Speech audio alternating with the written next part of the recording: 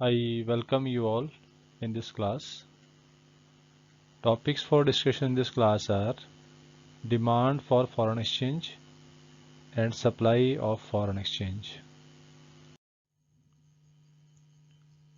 Next is demand for foreign exchange. जो foreign exchange का demand है वो फॉरेन एक्सचेंज की प्राइस से इनवर्सली रिलेटेड होता है, दोनों में नकारात्मक संबंध होता है। फॉरेन एक्सचेंज का रेट जितना ज़्यादा होगा फॉरेन एक्सचेंज की डिमांड उतनी ही कम होगी, और इसके विपरीत भी होगा। मतलब जितना कम जो है रेट ऑफ फॉरेन एक्सचेंज होगा उतना ही ज़्यादा डिमांड होगी फॉरेन एक्सचेंज की। तो इस तरह से हम ये कह सकते हैं कि जो फॉरेन एक्सचेंज की जो डिमांड है वो उसकी प्राइस के साथ इनवर्सली रिलेटेड है, दोनों में नकारात्मक संबंध है। जैसे यूजुअली आप देखते हैं कमोडिटी मार्केट में भी ऐसी होता है, जब किसी चीज़ की प्राइस बढ़ती है तो उसकी डिमांड कम हो जाती है, और जब प्राइस जो है वो कम होती है तो डिमांड बढ़ जाती है। इसी तरह से एक तरह से आप यूं समझिए कि फॉरेन एक्सचेंज एक कमोडिटी है, तो बिल्कुल उसका वैसा ही रिलेशन प्राइस और डिमांड का होता है जैसा कि आप कमोडिटी मार्केट में ऑलरेडी पढ़ते आए हैं। Now let us discuss demand for foreign exchange with the help of this diagram. तो जैसा आप इस डायग्राम में देख रहे हैं, यहाँ एक्स एक्सिस पर डिमांड फॉर फॉरेन एक्सचेंज को शो किया है, जबकि वाई एक्सिस पर रेट ऑफ फॉरेन एक्सचेंज को शो किया गया है। जब फॉरेन एक्सचेंज का रेट R2 है तो उस समय उसकी जो डिमांड है वो OM के बराबर है, और जब ये रेट गिर के R1 हो जाता है तो ये जो डिमांड है ये बढ़कर ON के बराबर हो जाती है। इस तरह आप यहाँ देखेंगे कि जो रेट ऑफ फॉरेन एक्सचेंज है ये R2 से कम हुआ, R1 पे पहुंचा, और जो डिमांड फॉर फॉरेन एक्सचेंज है ये M से N पर चली गई। मतलब दोनों के बीच में कैसा रिलेशन है, इनवर्स है, क्योंकि एक चीज़ यहाँ पे कम हो रही है और दूसरी चीज़ क्या हो रही है, बढ़ रही है। सो सिमिलरली अगर हम इसको ऐसे पढ़ें कि रेट ऑफ एक्सचेंज जो है वो बढ़ गया, R1 से मान लीजिए R2 हो गया, तो फॉरेन एक्सचेंज का रेट अगर बढ़ेगा तो उससे क्या होगा, उसकी डिमांड कम हो जाएगी। तो यहाँ पर ये N से M की तरफ जो है वो उल्टा आ जाएगा। तो ये था डायग्राम समझने के लिए कि डिमांड फॉर फॉरेन एक्सचेंज जो है उसका किस तरह का जो रिलेशन है उसकी रेट ऑफ एक्सचेंज के साथ। Now let us discuss why foreign exchange is demanded. Foreign exchange की डिमांड क्यों करते हैं? हर देश में फॉरेन एक्सचेंज की डिमांड रहती है। इंडिया में भी फॉरेन करेंसीज की डिमांड रहती है, इसी तरह से विदेशों में भी इंडियन करेंसी की डिमांड रहती है। उसके अलग अलग कारण हैं, जिसमें पहला पॉइंट है रीपेमेंट ऑफ इंटरनेशनल लोन्स। तो जो इंटरनेशनल लोन्स लिए गए हैं उसको वापस भी तो करना है ना। तो वापस जब करना है तो फिर उनको उसी करेंसी में वापस करना पड़ेगा जिस देश से वो लिए गए हैं।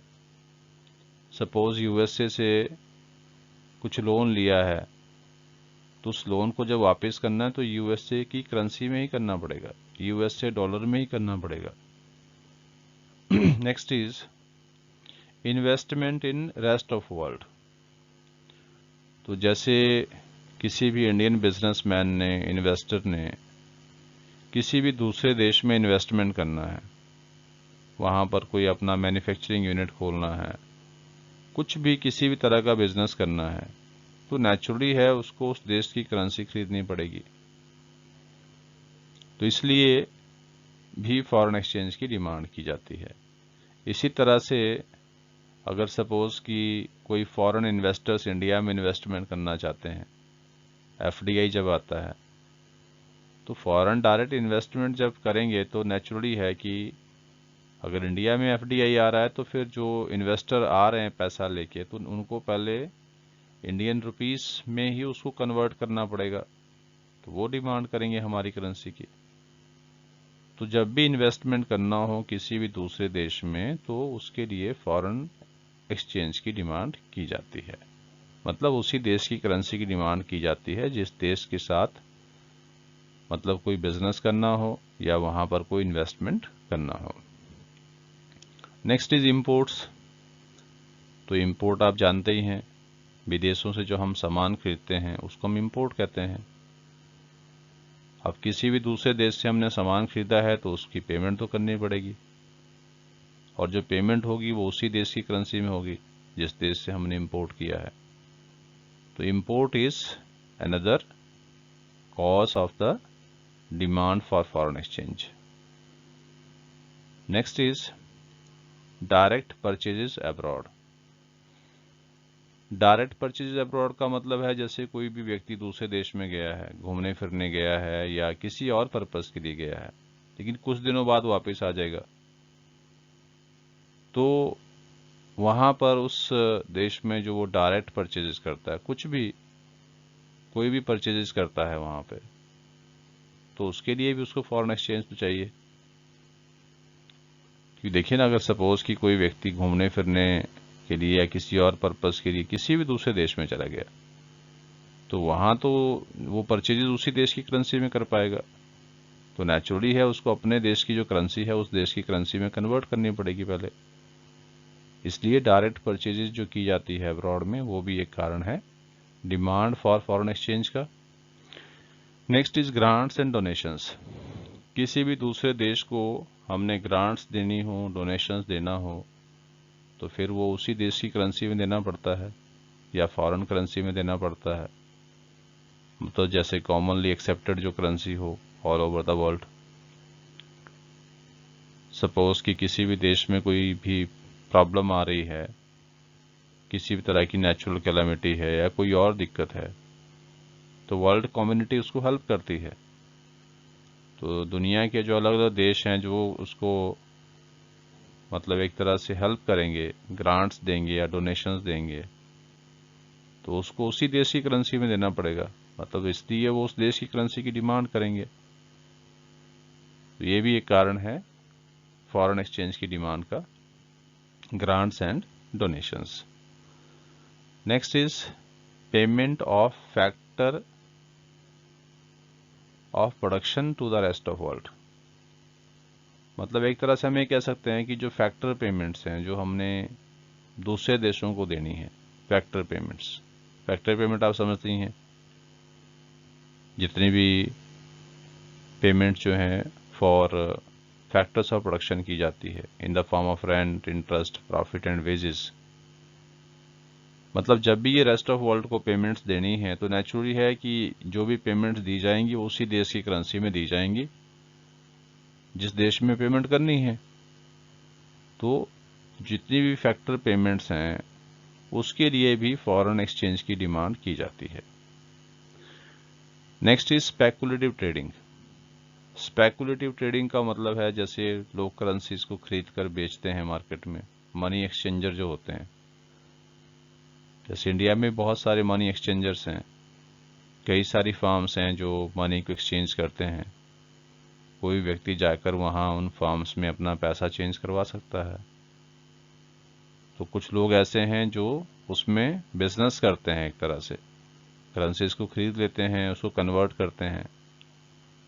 या फिर कुछ लोग ऐसे भी होते हैं जो इसलिए करेंसी खरीद के रखते हैं कि कल को इसका रेट मार्केट में बढ़ेगा तो उसको बेच के पैसा कमा लेंगे। अल्टीमेटली एक तरह से प्रॉफिट मोटिव ही होता है उसके पीछे। तो ये था स्पेकुलेटिव ट्रेडिंग। तो स्पेकुलेटिव ट्रेडिंग का सीधा सा मतलब है कि बिजनेस के पॉइंट ऑफ व्यू से जो ट्रेडिंग के लिए जो पैसा फॉरेन करेंसी खरीदी जाती है, कोई भी मनी एक्सचेंजर जो काफ़ी सारी फॉरेन एक्सचेंज खरीद लेता है ताकि कल को जो भी उसके पास कस्टमर आएंगे तो उसको बेचकर वो उससे प्रॉफिट कमा सकता है। हायर रेट पे बेचेगा, उसको कम रेट पे खरीदेगा, हायर रेट पे बेचेगा, तो नेचुरली ये प्रॉफिट कमाए जाएंगे। तो इसलिए हम ये भी कह सकते हैं कि स्पेकुलेटिव ट्रेडिंग जो है वो भी एक कारण है फॉरेन एक्सचेंज की डिमांड का। तो ये कारण हमने इसके पढ़े, ये आपको याद भी रखना है, एग्जामिनेशन पॉइंट ऑफ व्यू से भी इम्पॉर्टेंट है ये, कि जो डिमांड फॉर फॉरेन एक्सचेंज है, एक तो रीपेमेंट ऑफ इंटरनेशनल लोन के लिए करते हैं, एक अगर हमने इन्वेस्टमेंट करना हो रेस्ट ऑफ वर्ल्ड में, उसके बाद इम्पोर्ट्स की पेमेंट के लिए, डायरेक्ट परचेजेज अब्रॉड, या फिर ग्रांट्स एंड डोनेशंस, या फिर factor payments to rest of world, या फिर स्पेकुलेटिव ट्रेडिंग। तो ये इस तरह के कारण हैं जिसकी वजह से जो फॉरेन एक्सचेंज है उसकी डिमांड की जाती है। Next is supply of foreign exchange. Foreign exchange की जो सप्लाई है उसकी प्राइस के साथ पॉजिटिवली कोरिलेटेड होती है, जैसा कि कमोडिटी मार्केट में होता है। जब किसी चीज़ की प्राइस बढ़ती है तो उसकी सप्लाई भी बढ़ती है यूजुअली, और जब प्राइस कम होती है तो सप्लाई भी कम होती है। ये लॉ ऑफ सप्लाई भी होता है। सिमिलरली फॉरेन एक्सचेंज में भी जब उसका रेट बढ़ता है, उसकी प्राइस बढ़ती है, मतलब जब फॉरेन करेंसी महंगी होती है तो फिर उसकी सप्लाई बढ़ जाती है, और जब उसकी प्राइस कम होती है, उसका रेट कम हो जाता है, तो उसकी सप्लाई भी कम हो जाती है। इस तरह से हम कह सकते हैं कि higher the rate of foreign exchange, higher will be the supply of foreign exchange, and lower the rate of foreign exchange, lower will be the supply of foreign exchange. तो दोनों में पॉजिटिव रिलेशन होता है। So let us understand supply of foreign exchange with the help of this diagram. जैसा आप इस diagram में देख पा रहे हैं, एक्स एक्सिस पर हमने सप्लाई ऑफ फॉरेन एक्सचेंज को शो किया है, जबकि वाई एक्सिस पर rate of foreign exchange show किया है। सपोज कि रेट ऑफ एक्सचेंज R1 है, उस समय जो सप्लाई है वो OM के बराबर है। फॉरेन एक्सचेंज का सप्लाई OM के बराबर है, और जैसे ही जो फॉरेन एक्सचेंज का रेट है वो बढ़ता है, वो R2 हो गया, तो उसके R2 होते ही जो उसका सप्लाई था वो भी बढ़ गया, वो ON के बराबर हो गया। तो इस तरह से जब रेट ऑफ फॉरेन एक्सचेंज बढ़ा, उसमें वृद्धि हुई, जैसा आप देख रहे हैं यहाँ पर ये इंक्रीज हो रहा है, ऊपर की तरफ जा रहा है, तो जो उसकी सप्लाई है वो भी बढ़ रही है, उसमें भी जो है वो वृद्धि हो रही है।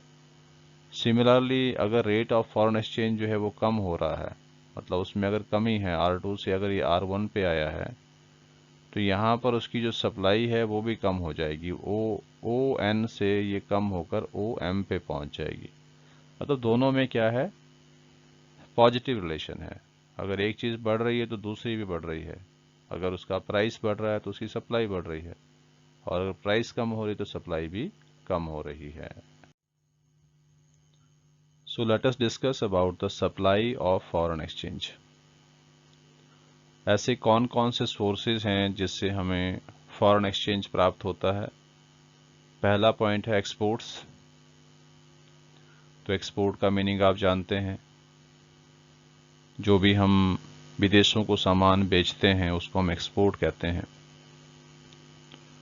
तो एक्सपोर्ट के बदले में हमें पेमेंट मिलती है, और जिस भी देश को हम एक्सपोर्ट करते हैं उसकी पेमेंट हमें उसी देश की करेंसी में प्राप्त होती है। तो इस तरह से जो एक्सपोर्ट हैं वो फॉरेन एक्सचेंज की सप्लाई हमें प्रोवाइड करते हैं। Next is investment from rest of world. जो फॉरेन इन्वेस्टर्स हमारे देश में इन्वेस्टमेंट करते हैं तो वो अपनी करेंसी लेकर आते हैं। मतलब कि जैसे कोई भी बिजनेसमैन है, सपोज अमेरिका से कोई बिजनेसमैन या इन्वेस्टर वो इंडिया में इन्वेस्टमेंट कर रहा है, और सपोज 10 मिलियन USA डॉलर का इन्वेस्टमेंट कर रहा है,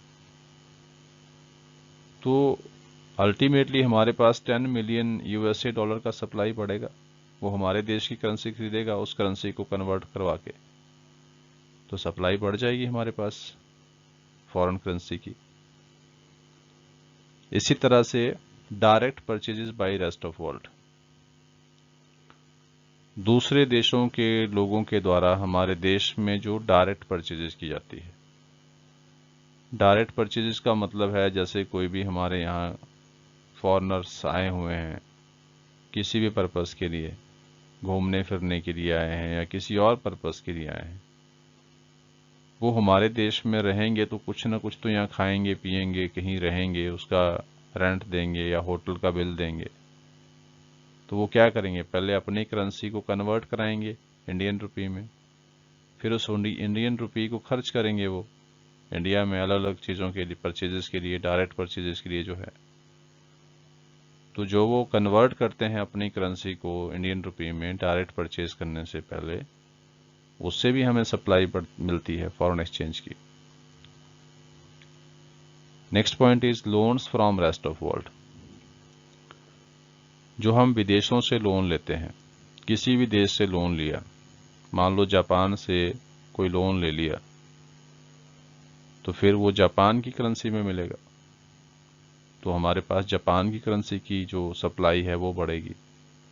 किसी भी देश से लिया हो मतलब उसी देश की करेंसी हमारे पास बढ़ जाएगी, उसकी सप्लाई बढ़ जाएगी। Next is grants and donations from rest of world. तो रेस्ट ऑफ वर्ल्ड से जो भी हमें ग्रांट्स मिलती हैं, डोनेशंस मिलती हैं, वो भी एक तरह का सोर्स है सप्लाई ऑफ फॉरेन एक्सचेंज का। कोई भी विदेशी व्यक्ति हमारे देश में आकर जो भी मतलब ग्रांट्स या डोनेशंस दी जाती हैं फॉरेनर्स के द्वारा हमें, तो वो भी एक तरह का हमारे सोर्स है हमारे लिए सप्लाई ऑफ फॉरेन एक्सचेंज का। सपोज कि यूके से हमें कुछ डोनेशंस मिल गई यूके पाउंड में, तो हमें सप्लाई बढ़ाएगी फॉरेन एक्सचेंज की। इसी तरह से इनकम रिसिप्ट है, विदेशों से जो हम इनकम कमाते हैं अदर देन एक्सपोर्ट इनकम, जो है जो भी एक तरह से net factory income from abroad होती है, जो हम पैसा कमाते हैं फैक्ट्री इनकम के रूप में विदेशों से, उससे भी हमें सप्लाई ऑफ फॉरेन एक्सचेंज प्राप्त होती है। और उसके अलावा जो नॉन रेजिडेंट्स हैं उनके द्वारा जो रेमिटेंसेस किए जाते हैं, जो अपनी फैमिलीज को पीछे पैसा भेजा जाता है इंडिया में, वो भी एक तरह से सप्लाई ऑफ फॉरेन एक्सचेंज को बढ़ाता है।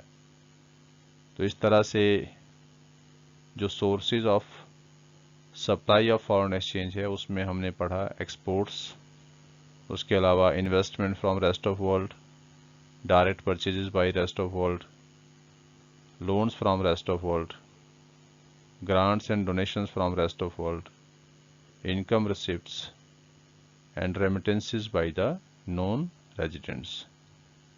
तो ये सारे के सारे क्या हैं, sources of supply of foreign exchange.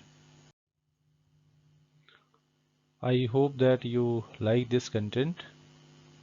So dear students, if you find this content meaningful and helpful to you, then please share it to other students also, so that they can also be benefited from this. Thank you.